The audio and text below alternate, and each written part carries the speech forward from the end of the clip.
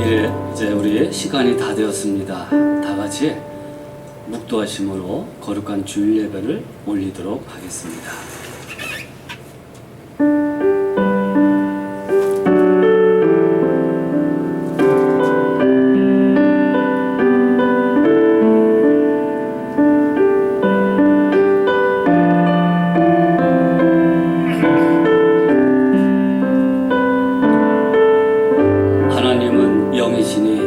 예배하는 자가 영과 진리로 예배할지니라.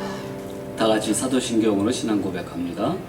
전능하사 천지를 만드신 하나님 아버지를 내가 믿사오며 그 외아들 우리 주 예수 그리스도를 믿사오니 이는 성령으로 잉태하사 동정녀 마리에게 나시고 본디오 빌라도에게 고난을 받으사 십자가에 못 박혀 죽으시고 장사한 지 사흘 만에 죽은 자 가운데서 다시 살아나시니 하늘에 오르사 전능하신 하나님 우편에 앉아 계시다가 저리로서 산자와 죽은 자를 심판하러 오시리라. 성령을 믿사오며 거룩한 공예와 성도가 서로 교통하는 것과 죄를 사하여 주신 것과 몸이 다시 사는 것과 영원히 사는 것을 믿사옵나이다. 아멘. 자, 오늘 우리 찬양은 세 곡을 하도록 합니다. 내 주의 은혜 강가로 우리 주보의 첫 페이지에 있습니다.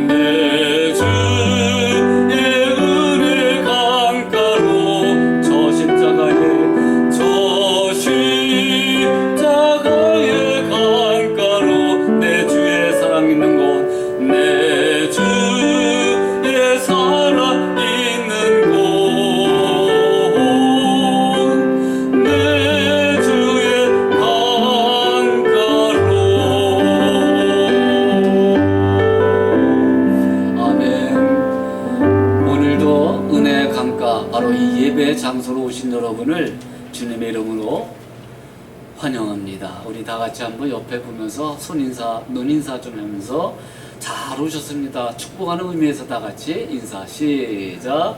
잘 오셨습니다. 예, 주님의 이름으로 축복합니다.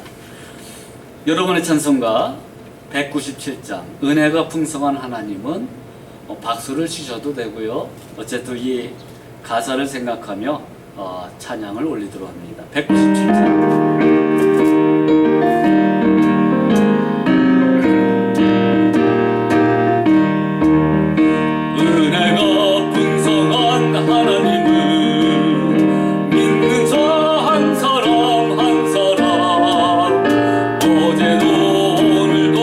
언제든지 편찮고 보호해 주시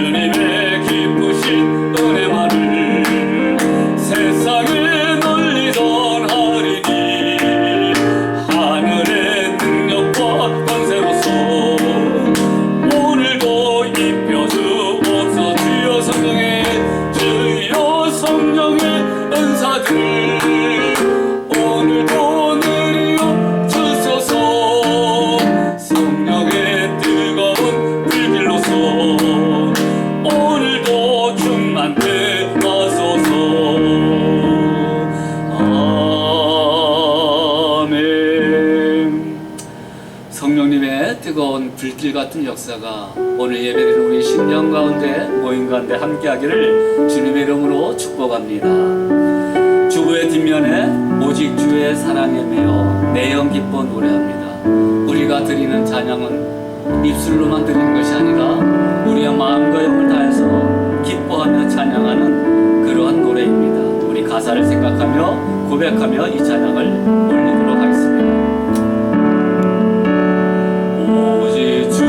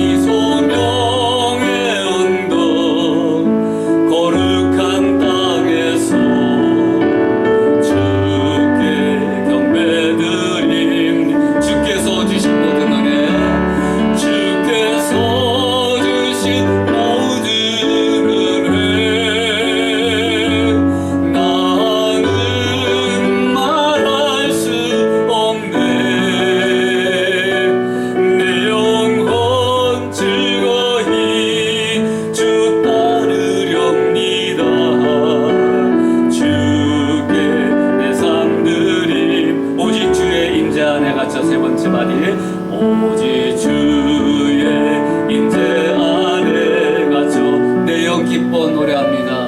내 영 기뻐 찬양합니다. 이 소명의 언덕 이 소명의 언덕 거룩한 땅에서 주께 경배 드립니. 주께서 주신 모든 은혜 주께서 주신 모든 은혜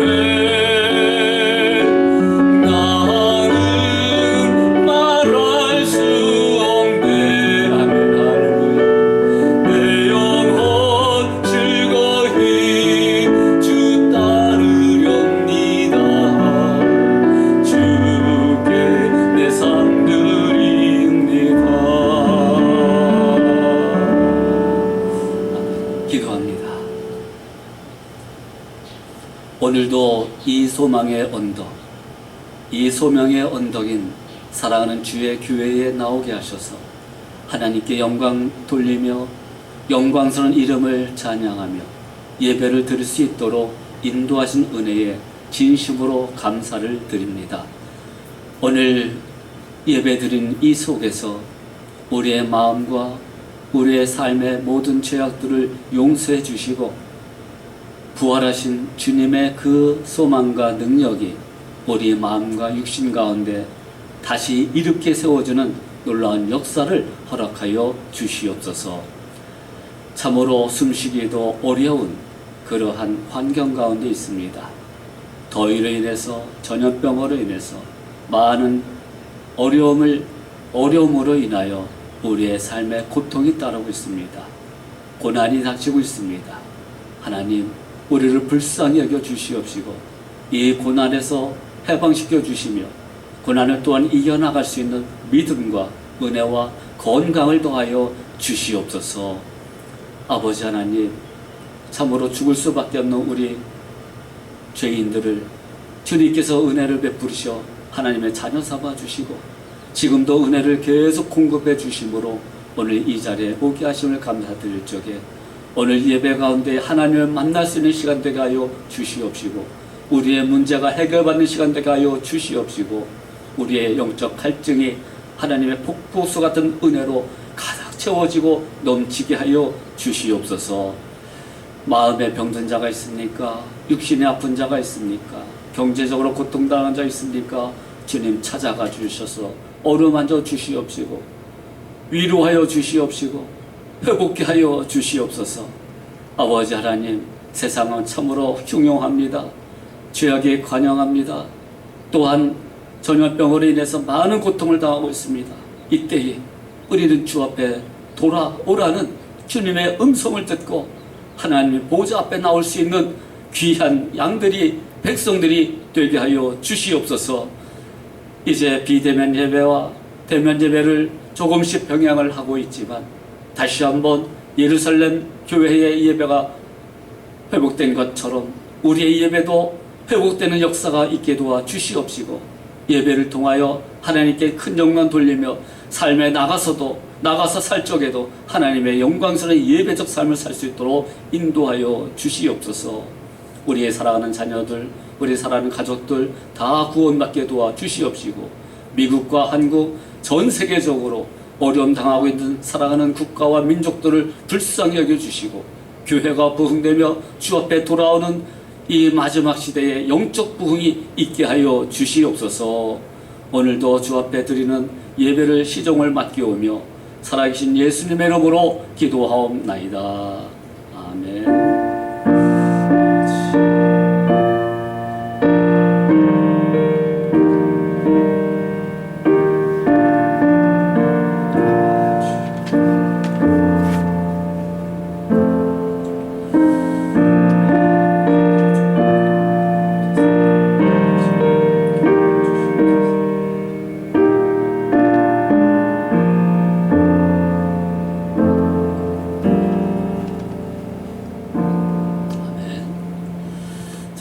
오늘도 예배드리러 오신 여러분들을 환영하면서 교회 소식 알려드리도록 합니다. 주일학교 비대면 예배 줌을 통해서 함께 참여하는 예배가 11시에 있습니다. 자녀들의 적극적인 참여를 바라고요. 지난주에는 오랜만에 우리 사랑하는 자녀도 동참을 했습니다만은 선생님들도 참여를 해주시고요. 자, 다음 주일 예배 후에는 새가족 성경국을 진행할 예정입니다. 따라서 오늘 참여하실 또 대상자께서는 예배 후에 잠깐 저를 보시고 가주시길 바랍니다. 교회 정문과 후문에 자물통을 채워 놓았습니다. 그래서 후문 번호도 1274, 교회 우리 주소 하우스 넘버입니다. 그래서 1274니까요. 불편하시더라도 오고 가실 적에 채워주시길 바랍니다. 말씀 나누도록 하겠습니다. 마태복음 20장 1절에서 16절 여러분의 성경을 펴주시길 바랍니다. 신약성경 33쪽에 마태복음 20장 1절에서 16절까지 한 절씩 교독하면서 마지막 절은 같이 읽도록 하겠습니다.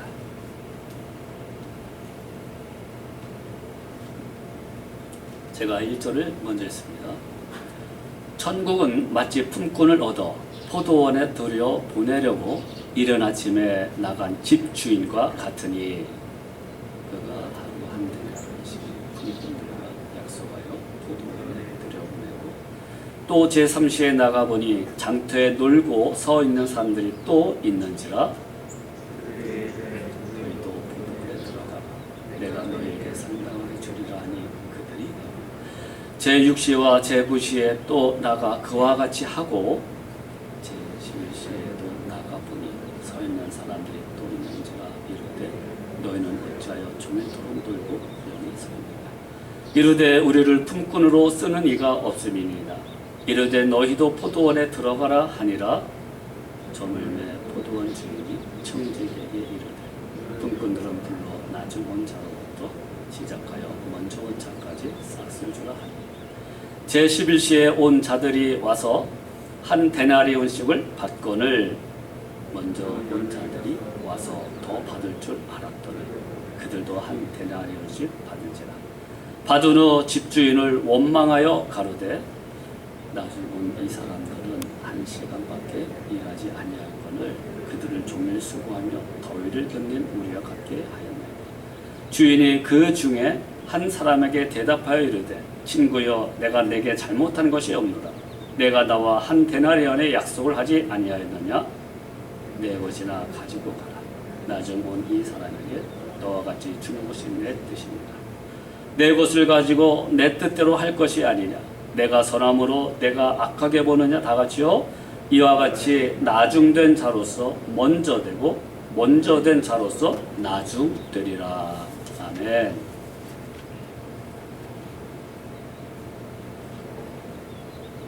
오늘은 칼빈의 기독교 강력 5가지 중에 4번째, 저항할 수 없는 하나님의 은혜라는 제목으로 말씀을 나누고자 합니다. Irresistible Grace, 저항할 수 없는 은혜.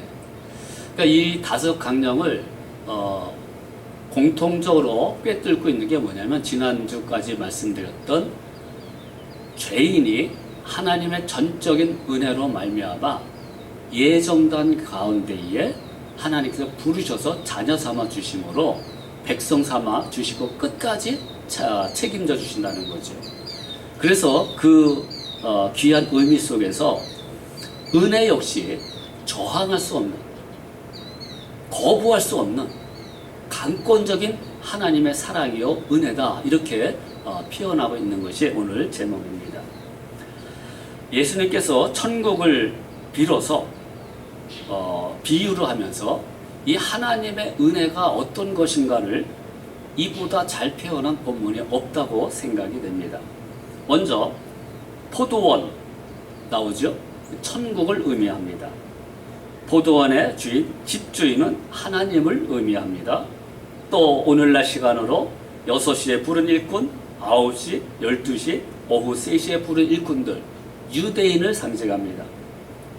그런데 마지막으로 일이 끝나는, 즉 6시 정도면 모든 일과가 끝나야 되는데 1시간 남겨두고 온 5시에 온 일꾼들을 초청합니다. 그러니까 아침 일찍 들어온 유대인들, 또 이 품삯 받는 일꾼들이 항변을 하는 거죠. 어떻게 나는 아침부터 수고하고 있는데 저렇게 마지막 1시간 정도만 노동하는 자들에게도 우리가 똑같이 한 데나리온을 주십니까? 이건 억울합니다. 이건 불공평합니다. 항변을 해요. 한 데나리온은 노동자 1일 품삯입니다. 오늘날 따지면 200~300불 되겠지요. 자, 일찍 온 사람, 자기들은 더 많이 받아야 되지 않겠습니까? 하고 항변을 합니다. 자, 이 말이, 이 항변이 맞아요, 틀려요? 맞는 말이잖아요. 그죠? 그런데 하나님의 은혜의 법칙에 있어서는 옳은 말이 아닙니다. 맞긴 하지만 옳은 말이 아니에요. 하나님의 은혜는 어떤 공로와 또 시간과 우리의 또 어떤 헌신, 이것 때문에 은혜를 받고 은혜를 주시는 그런 것이 아니라 하나님의 강권적인 택함과 선택, 강권적인 행위로 말미암아 이루어지는 전적인 하나님의 작품이라는 거예요. 자, 여기 내가 일찍 왔으니까 이 사람보단 더 많이 품삯을 받아야 되지 않겠습니까? 이렇게 얘기를 해요. 예. 이게 세상의 법칙이 아니겠어요? 인과응보죠. 그러나 하나님의 법칙은 은혜의 법칙이에요. 근데 이렇게 질문을 왜 하지 않습니까? 한 데나리온을 받으니까 나를 더 주시오가 아니라 이 사람은 더 적게 줘야 되지 않겠습니까? 이렇게 질문을 안 했어요. 뭘 얘기합니까? 자기의 공로, 자기의 어떤 잘남, 자기의 노력, 이것에 대한 응당한 대가를 요구하고 있는 거예요. 유대인들이 바로 그렇다는 거지요. 율법을 지키고 신앙생활하고 11조하고 이런 생활 가운데 있으니 믿지 않는 이방인에 대해서 더 많은 하나님의 복을, 또 싹을 받아야 되지 않겠느냐, 이렇게 항변하는 거예요.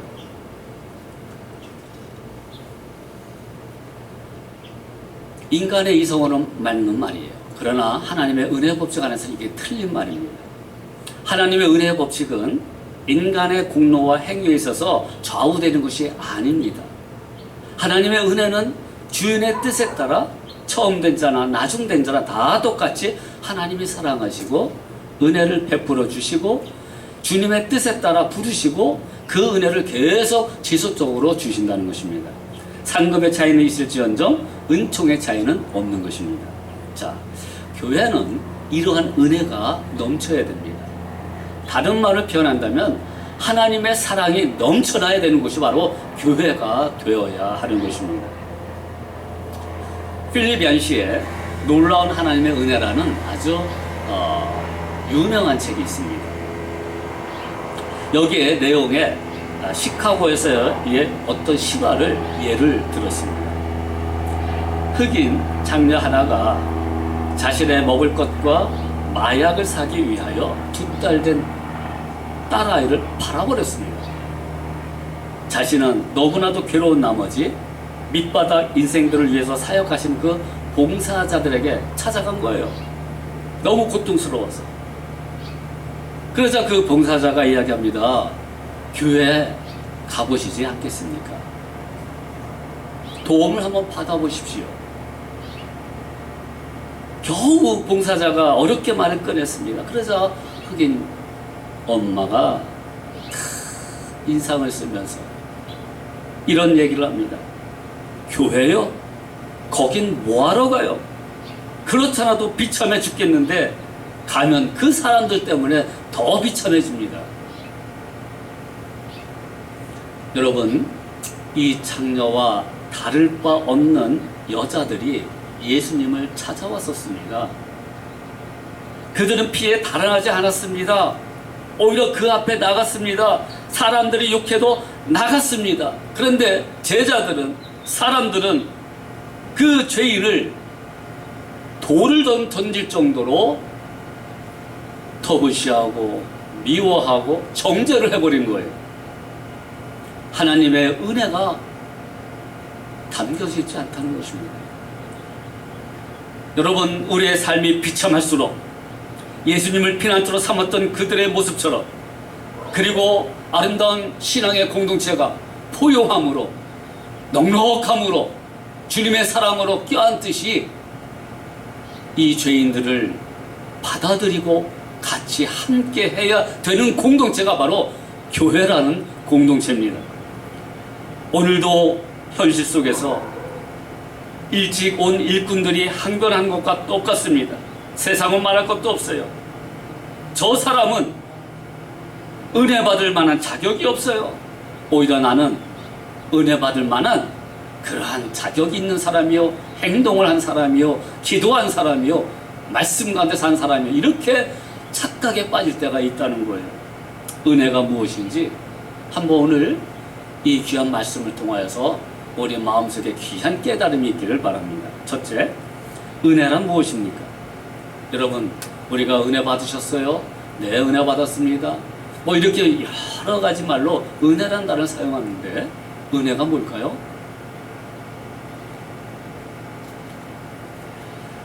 자, 은혜에 관해서 어느 목사님이 아이들에게 이 복음의 은혜, 이걸 설명을 하려니까 참 어려워요. 예.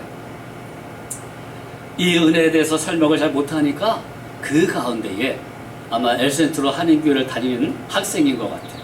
그 학생이 얘기합니다. 얼굴에 미소를 머금고 초롱초롱한 눈빛으로 대답을 했습니다. 경찰이 속도 위반 차량을 세워 딱지를 떼는 게 정의입니다. 예, 그건 정의 맞죠? 법이죠? 율법이 될 수도 있고요. 그런데 경찰이 경고만 하고 보내주면, 노티스만 딱 주면 이것을 자비라고 하지요. 멀시라고 하지요. 그런데 경찰 속도 위반 차량의 운전자에게 스티커를 발부하지 않고 이 노티스만 딱 주고 나서 더군다나 요청도 하지 않았는데 그 경찰관이 아침에 집에서 가져온 던킨 도너스를 탁 꺼내면서 크리스피 던킨 도너스를 딱 주었을 때 이것을 은혜라고 하지요. 설명했어요. 여러분, 은혜가 이제 무엇인지 감을 잡지요? 예. 율법의 정죄로 끝나는 것도 아니고 그걸 용납해 주시고 용서해 주셔요. 그리고 자비를 베풀어 줘서 정죄하지 아니하고 죄를 덮어 주셔요. 용서해 주셔요. 나아가서 하나님의 자녀로 또 하나님께서 주시는 선물들, 그런 말할 수 없는 하나님의 놀라운 은사들을 우리에게 쏟아부어 주는 것, 이게 은혜라는 거예요. 아니, 우리가 감히 할 수도 없고 우리가 노력해서 얻을 수 없는 것들을 하나님께서 구원의 은총을 베풀어 주시는 것, 그리고 영원히 함께 하시는 그 약속을 해 주신 것, 이게 은혜라는 겁니다. 그래서 은혜의 주체는 하나님이세요. 은혜의 선물을 주시는 분은 주권자이신 하나님이십니다. 우리는 그 은혜를, 그 은사를, 그 선물을 믿음으로 받아들임으로 포도원에 초청받았으면 들어가는 것, 이것이 바로 은혜 받은 사람들의 모습이 되어야 된다는 것입니다. 가서 열심히 일했다, 그건 차후의 문제예요. 하나님의 전적인 초청에 바로 지금 응답해야 되는 것이 바로 은혜 받을 사람들의 자세인 것입니다. 자, 제가 지금 은혜와 함께 은총이라는 단어를 사용한 적이 있어요. 하나님의 은혜, 하나님의 은총. 이 똑같은 말이 구약 성경에는 헤세드라는 단어로 쓰여집니다. 라하민 또는 헨이라는 단어로 쓰여집니다. 다 똑같은 말이에요. 은혜, 은총으로 같이 쓰여집니다. 그 의미가 뭡니까? 고통받는 자에게 값없이 베풀어주는 사랑을 은혜라고 얘기하는 거예요. 언약적 사랑을 은혜라고 얘기합니다. 과분한 favor, 호의를 은혜라고 얘기합니다. 이것이 신약 성경에는 헬라어로 카리스라고 쓰여집니다. 이것은 선물입니다. 은사입니다. 사람 간에 쓰기도 합니다. 사람을 끄는 매력 또는 아름다움을 표현합니다. 그래서 우리가 어떤 사람을 보면 저분은 카리스마가 넘쳐, 이렇게 얘기할 적에 그저 어떤 그 능력, 그런 뜻이 아니라 사람을 끄는 매력이 있다는 거예요. 아름다움이 있다는 거예요. 이때에 카리스마를 써야 되는 거죠. 그런데 이 은혜와 은총이 쓰여질 때 같은 사전적 의미를 가지고 있지만 기독교적으로 쓰여질 때는 조금 달라요. 이 차이가 있어요. 은혜라는 것은 하나님과 우리의 관계 속에서 주어지는 은혜도 얘기하지만 사람과 사람 사이에도 쓰여지는 겁니다. 자, 여러분, 오늘 설교가 어떨지 모르겠어요. 참 설교를 준비하면서도 항상 부족함을 느껴요. 어제 밤까지 설교를 다 마무리했습니다. 이제 자면서 이제 묵상을 하면서 꿈나라로 가는 거지요. 근데 계속 꿈을 꾸는데 이 말씀이 내 마음에 이렇게 차질 않는 거예요.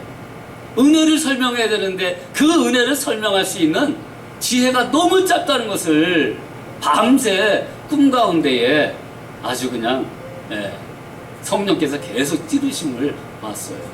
그래서 2시 반에 일어나가지고 오기 전까지 하나님 말씀 다시 설교를 작성을 했습니다. 도대체 이 은혜를 어떻게 설명하고 은혜를 누려야 될까? 잘못하면 지식적으로만 받을 수 있는 그 은혜를 오늘 우리의 마음속에 전인격적으로 체험하면서 받을 수 있을까? 그래서 오늘 말씀을 다시 적고 왔어요. 아무튼 오늘 성령님의 도우심으로 이 말씀에 하나님의 은혜가 충만하길 주님의 이름으로 축복합니다. 아멘이 없어요, 이렇게. 은혜를 사모하는 자가 은혜를 더 덧입어요. 자, 어쨌든 은혜롭게 말씀을 전했다면 저에게 하시는 말씀들이 가끔 있을 겁니다. 목사님, 큰 은혜 받았습니다. 이건 뭐예요? 사람 간에 쓰는 단어로 은혜를 얘기합니다. 그래서 성경에는 은혜를 알지 못하는 어떤 사람들과 같이 행동하지 말라 그래요. 누가복음 6장 35절에 보니까 은혜를 모르는 자와 악한 자에게도 인자하시니라. 하나님의 사랑이죠. 은혜를 모르는 자는 구원받았다는 그런 뜻이 아니라, 사람을 얘기하는 게 아니라 사람들 간에도 은혜를, 은덕을 입지 않은 사람들, 그렇죠? 그런 사람을 얘기합니다. 은혜를 모르는 자입니다. 그리고 출애굽기 33년 16절에 보니까 나와 주의 백성이 주의 목전에 은총 입은 줄을 무엇으로 알리까? 그러니까 은혜는 사람 간에도 쓰지만 은총은 뭐예요? 하나님의 목전에서 하나님과 내가 나 사이에 하나님의 강권적인 은혜로 구원받았다 하는 뜻에서 은총이 사용이 됩니다. 그렇다면 오늘 저항할 수 없는 하나님의 은혜 사용할 적에는 은총이란 구원의 은총이라는 뜻이 담겨져 있으며 동시에 그 은혜가 우리의 삶 속에서 지속적으로 도와주시는 하나님의 은총적인 의미에서 은혜를 제가 사용할 것입니다. 여러분 예수 믿으면 은혜를 받은 거예요. 구원받은 은총을 받은 거예요. 하나님의 자녀가 된 것입니다. 하나님의 사람이 된 것입니다. 천국 백성이 된 것입니다. 포도원으로 들어온 것입니다. 은혜 받은 자예요. 은총 받은 자예요. 더군다나 이제는 하나님의 백성이 되었다면 지금도 하나님의 은혜로 살아야 된다는 거예요. 은혜를 계속해서 받아야 된다는 거예요. 이것은 한 번 주신 은혜가 끝나는 게 아니라 계속하여 내 안에서 성령님의 도우심으로 은혜가 충만한 모습이 되어야 된다는 겁니다. 그래서 은혜가 충만한 하나님, 그 은혜가 우리 가운데 넘쳐나는 거예요. 은혜가 충만하면 여러분 삶이 힘들지 않아요. 은혜가 충만하면요 그 사람의 인격과 모습이 그 자존감이 얼마나 높아지는지 몰라요. 건강한 자존감으로 회복됩니다. 은혜가 넘치게 되면 인생살이가 살만한 가치가 있어요. 은혜가 넘치면 하나님을 찬양하는 입술이 돼요. 그러므로 은혜라는 것은 한 번 받은 것에서 끝나는 것이 아니라 계속해서 은혜가 충만할 수 있도록 우리가 노력을 해야 됩니다. 은혜는 하나님의 뜻대로 선물로 받는 것이지 인간의 어떤 노력의 대가로 없는 품삯은 아닙니다. 그러나 은혜 받은 그 사람들은 하나님의 은혜 가운데에 날마다 공급받는, 때를 따라 공급받는 하나님의 은혜를 가지고 살아야 합니다. 이 은혜의 완전한 표현이 뭐예요? 은혜 충만의 그 근거가 누구십니까? 하나님 사랑의 완전한 절정이 여러분 무엇으로 나타났습니까? 십자가의 죽으심으로 나타난 거예요. 그러니 예수님을 바라보고 십자가를 바라볼 때마다 하나님이 우리를 향한 그 사랑과 은혜가 얼마나 크고 얼마나 지속적이고 영원히 지속적이고 얼마나 귀하다는 것을 깨닫게 되는 거예요. 여러분 기독교의 가장 중요한 핵심 교리는 바로 언약은 은혜입니다. 은혜 언약입니다. 다른 종교들이 있습니다. 기독교와 가장 큰 차이점은 무엇일까요? 다른 종교에서도 기도가 있습니다. 선행도 있습니다. 예배를 갖기도 합니다. 그러나 다른 종교에 없는 유일한 한 가지가 있어요. 그것은 은혜가 없다는 것입니다. 자, 은혜는 뭐예요? 우리가 하나님을 찾아서 구원받은 것이 아니라 하나님의 계획과 하나님의 뜻대로 이 땅에 오심으로 우리의 구원을 완성시켜 주신 것입니다. 우리의 자격이 없어요. 우리에겐 그러한 사랑이 없어요. 우리에겐 그러한 행함이 없어요. 죄악 가운데 있기 때문에. 그런데 하나님께서 스스로 독생자를 희생하기까지 사랑하심으로 그 저주의 대가를 대신 받음으로 값없이 무조건적으로 주신 것, 이것이 은혜라는 것입니다. 다른 종교는 은혜가 없어요. 불교요 고행입니다. 힌두교의 업보입니다. 힌두교의 이 카르마라는 것은 악한 짓에 대한 죄값으로 오늘 내가 태어났다는 거예요. 그래서 인생에 고난이 있고 죽음이 있다는 거예요. 그러니까 뭐라고 어떻게 해야 돼요? 제사, 즉 오늘 기독교적으로 얘기하면 예배겠죠. 제사를 지닙니다. 바칩니다. 그리고 선한 행동을 합니다. 그러니까 사람들에게 많은 것을 나눠주기도 합니다. 유대교 율법 지키는 언약을 가지고 지키려고 합니다. 이슬람교 법전을 가지고 그러면 구원받는다고 말이죠. 여러분 이 모든 종교의 공통점은 뭐예요? 인간이 스스로 노력하고 스스로 이렇게 했으니까 구원받는다, 그 뜻이에요. 그런데 기독교는 그렇지 않습니다. 은혜가 있는 곳은 기독교밖에 없어요. 여러분, 낭망한 자, 죄악에 어울린 자, 정말 아무런 소망이 없는 자, 고통당하는 자, 저들이 필요한 건 뭐예요? 빵이 아닙니다. 저들에게는 은혜가 필요한 거예요. 하나님의 사랑이 필요한 거예요. 가서 하나님의 은혜를 전하면 그 사람들에게는 영생의 축복과 은혜가 주어지기 때문에 그런 환경 속에서도 오히려 겉옷을 벗어버리고 세상을 나가 기쁨으로 예수 그리스도를 전하며 찬양했던 것처럼 바뀌어진다는 것입니다. 오늘 이 시대에 정말 필요한 것은 하나님의 은혜, 그 복음의 메시지가 필요한 시대입니다. 여러분, 우리도 빵을 전해줍니다. 여러분, 복음과 빵은 같이 가야 되는 거예요. 은혜 입은 자들은 은혜를 베풀기 위하여 빵을 들고 가는 것이 아니라, 빵이 선행 조건이 되어서 은혜를 받는 것이 아니라, 은혜를 받으니까 빵을 들고 이웃을 살피러 가는 거고요. 그리고 은혜를 전하러 가는 거 아니겠습니까? 은혜의 초청을 하시고 똑같이 약속하신 품속을 주님이 주십니다. 이것은 차별이 없는 하나님의 사랑을 얘기하고 의를 얘기합니다. 하나님의 사랑이라고 표현하는 것입니다.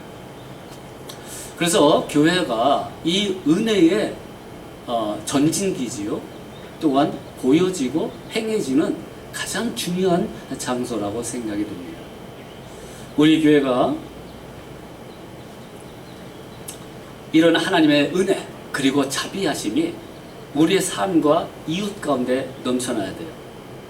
그래서 이런 생각도 해봤어요. 어제도 어쩌다 오는 그 백인 청년이 하나 있어요. 홈리스 같은.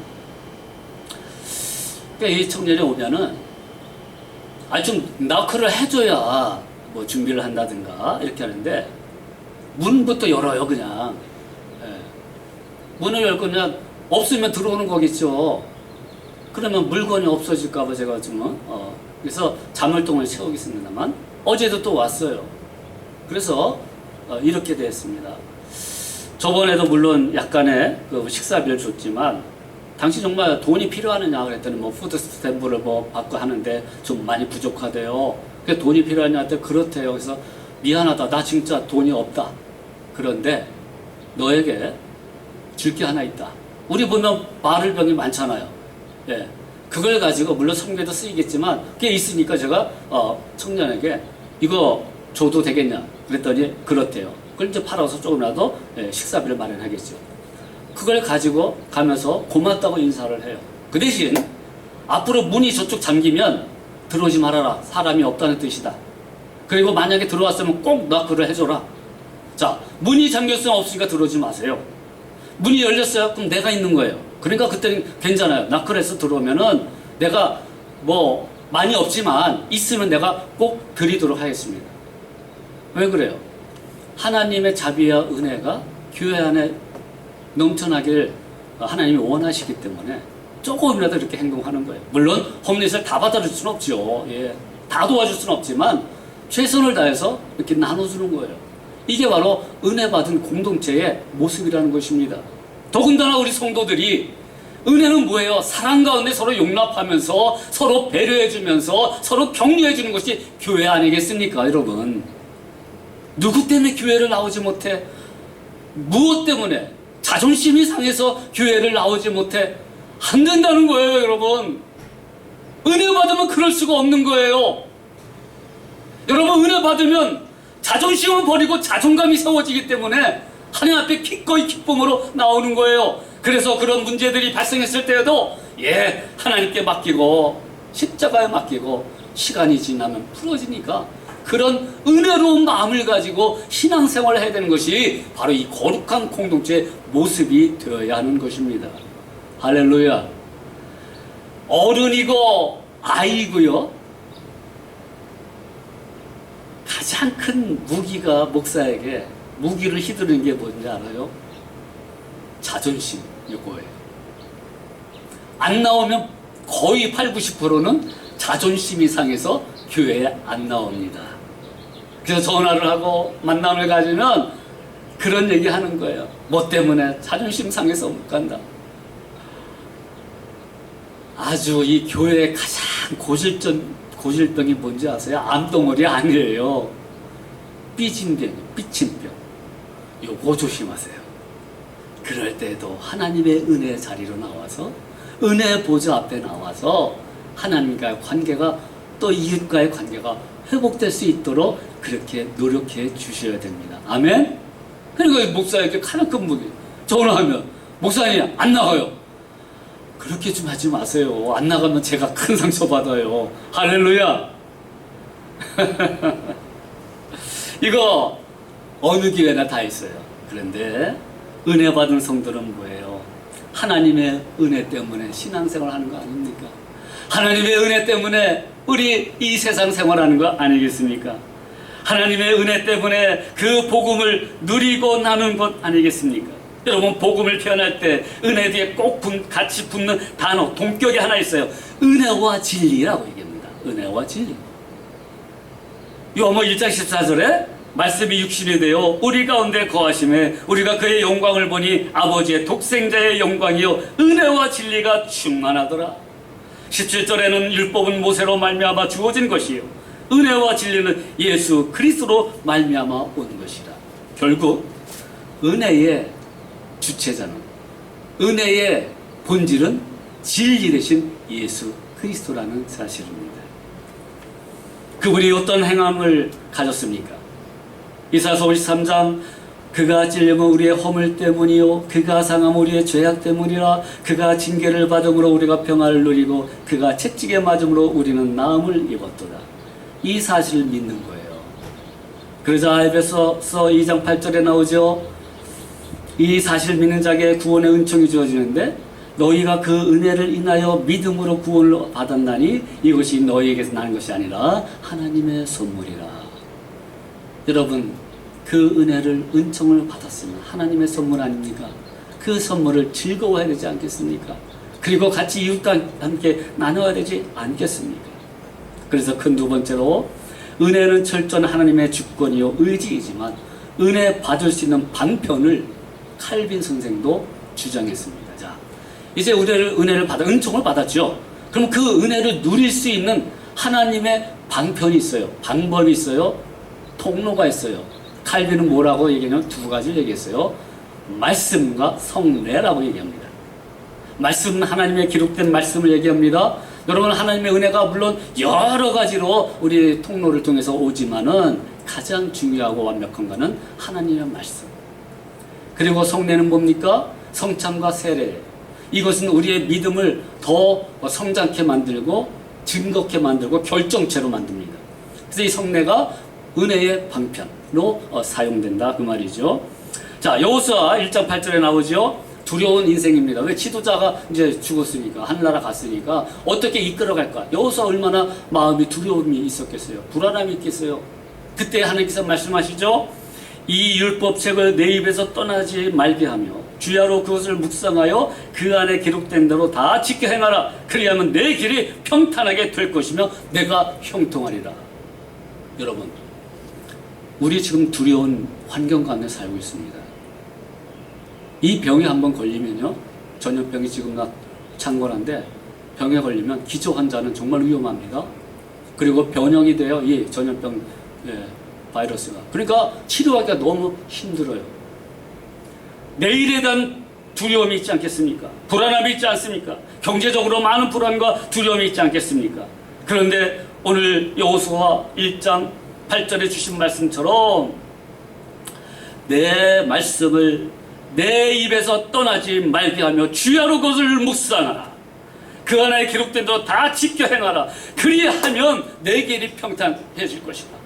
하나님의 말씀 가운데 우리가 나아오면 하나님의 평강과 하나님의 은혜와 하나님의 지식으로 하나님의 기쁨으로 가득 찬다 그 말이에요.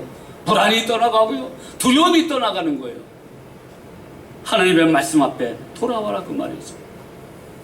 이르시되 내가 은혜 베풀 때 너에게 듣고 구원의 날에 너를 도왔다 하셨으니 보라 지금은 은혜 받을 만한 때요 보라 지금은 구원의 날이로다. 고린도서 6장 2절 사도 바울의 고백입니다. 은혜는 언제 받습니까? 과거에도 은혜 받고 지금도 은혜 받고 앞으로도 은혜 받겠지만 그러나 가장 중요한 시점은 바로 지금입니다. 지금 내가 은혜를 받고 있어야 됩니다. 우리 하나님이 포도원 일꾼을 초청으로 초청하셨으면 아멘으로 따라 들어가야 그것이 은혜의 열매를 맺게 되는 것입니다. 주님의 초청, 은혜의 초청은 지금도 계속해서 부르십니다. 초대장을 주십니다. 그러므로 우리가 믿음으로 은혜의 자리로 나아가야 돼요. 어디의 자리로요? 은혜의 자리, 말씀의 자리로 나와야 되는 것입니다. 은혜를 받고 은혜를 누리고 은혜를 전하기 위해 목숨을 바쳤던 위대한 사도 바울처럼 하나님의 말씀, 구원의 날이 바로 지금이니까 하나님의 말씀으로 나를 가득 채운다면, 묵상한다면 자존심은 사라지고 자존감은 높여지고 하나님의 은혜와 사랑으로 우리의 인생을 더 값지게 살 수 있게 되는 겁니다. 사도 바울은 은혜 받기 전에 자신의 모습을 만삭되어 나지 아니한 자라고 자신을 한탄하는 그 모습으로 표현을 했어요. 이건 심리학적으로 보면은 자기 비하죠. 이건 있어서는 안 되는 거예요. 근데 그렇게 은혜 받고 나서는 자신의 예전 모습을 그렇게 고백한다. 그 다음에 중요한 거예요. 그런 자에게 예수님이, 부활하신 예수님이 다메섹 도상에서 나타나셨느니라, 이렇게 사도행전 9장에 나와 있어요. 예수님을 만난 거예요. 부활하신 주님을 만난 거예요. 빛 대신 그분을 만난 거예요. 그분의 부르심에 내가 강권적인 하나님의 역사로 아멘하고 따라가니까 눈이 이제 보이지 않게 되고 말을 못하게 되죠. 여러분, 은혜 받으면요 고난이 더 따라와요. 그죠? 아픔이 더 있어요. 그런데 그 은혜와 고난을 통하여서 정금같이 나오는 하나님의 은혜 받은 백성으로 거듭나게 됩니다. 하나님이 은혜를 주시기 위해 어떤 때는 눈을 막아버려요. 멀게 해요. 입을 막아버리기도 해요. 많은 고통을 따르게 해요. 은혜 주시기 위하여. 그래서 고난받는 것이 내게는 유익이라, 이런 말씀이 나오는 것입니다. 그가 이제 은혜를 받고 사도로서 살 때에 고린도전서 15장 10절 자기에 대해서 이렇게 표현을 하잖아요. 나의 나된 것은 하나님의 은혜로 된 것이니, 하나님의 은혜로 내게 주신 그의 은혜가 헛되지 아니하여 내가 모든 사도보다 더 많이 수고하였으나 내가 아니여 오직 나와 함께 하신 하나님의 은혜로라. 여러분, 은혜로 사시길 바랍니다. 은혜로 봉사하시길 바랍니다. 은혜로 말씀 앞에, 보좌 앞에 나오시길 바랍니다. 은혜로 상대방을 바라보시길 바랍니다. 은혜를 주시는 주님의 초청에 지금도 아멘으로 응답하면서 은혜의 보좌 앞으로 담대하게 나아가십시오. 지금은 구원받을 만한 때입니다. 때를 따라 돕는 은혜가 계속해서 주어지는 성령님의 시대이기도 합니다. 은혜를 사모하십시오. 구원의 은총을 감사함으로 고백하십시오. 마음의 기쁨, 평강과 형통의 복을 예수 그리스도의 이름을 불러가며 예수 그리스도의 말씀에 쫓아가며 그 복을 얻으시길 바랍니다. 주님의 은혜가 충만한 우리 교회, 우리 가정이 되시길 주님의 이름으로 축복합니다. 기도합니다.